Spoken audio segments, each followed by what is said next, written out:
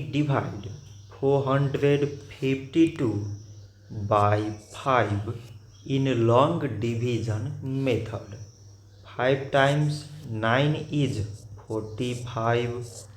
On subtracting we get 0.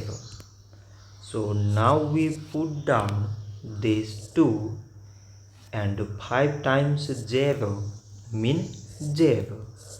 On subtracting we get 2. So now we have no any other number to put it down. So we take here decimal, so that we put 0. So it is 20 and 5 times 4 is 20. On subtracting we get 0. So 452 divided by 5 is 90 decimal 4. So this much for today and thanks for watching.